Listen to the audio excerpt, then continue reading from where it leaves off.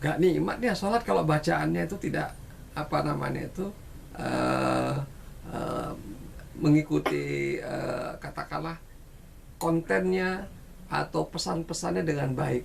Ya, ketika kita baca inna salati wa nusuki wa mahyaya wa mamati, misalnya dalam doa istiftah atau doa iftitah, atau kita baca suratul fatihah, atau ketika kita kemudian dalam posisi sujud kita berdoa. Nah, jadi karena situasi seperti itu akhirnya membuat kita tidak menikmati. Nah, jadi alhamdulillah pertanyaannya adalah pertanyaan orang yang sudah mulai menikmati. Nah, pertanyaannya kemudian kalau sudah seperti itu bagaimana Ustadz? Kita berada dalam situasi. Nah, ini saya perlu sampaikan. Itulah sebabnya dalam ibadah sholat ini kita tidak bisa sendirian ya mendapatkan manfaatnya.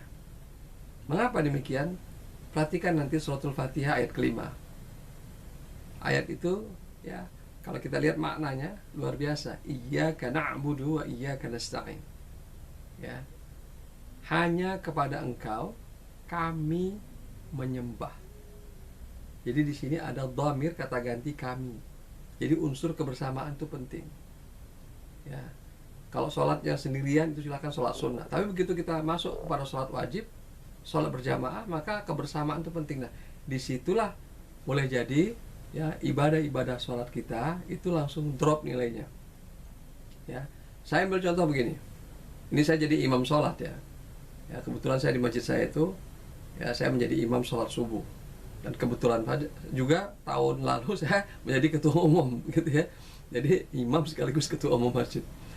Yang ingin saya sampaikan di sini, kalau saya menjadi imam ada SOP yang saya lakukan, karena itu adalah SOP yang memang sudah dicontohkan oleh Rasulullah.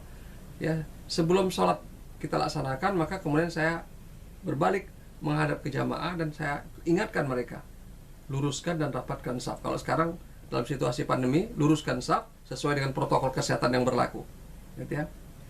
Nah, tentu saja kita akan berupaya saf itu serapi mungkin. Tapi apa yang terjadi?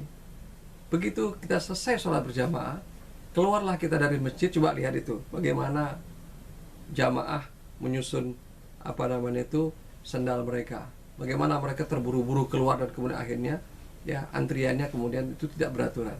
Atau lebih jauh lagi ternyata umat yang tidak tertib tadi umat yang keluar dari masjid tadi. Jadi untuk apa kita ditertibkan dalam sholat kemudian nggak tertib dalam kehidupan di luar sholat? Nah, jadi artinya apa?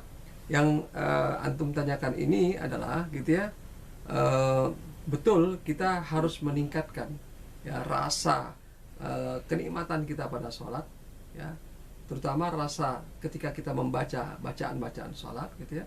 Dan karena itu kemudian kalau ini menjadi kesadaran bersama gitu ya, maka insya Allah masjid-masjid akan berusaha meningkatkan kualitas sholatnya.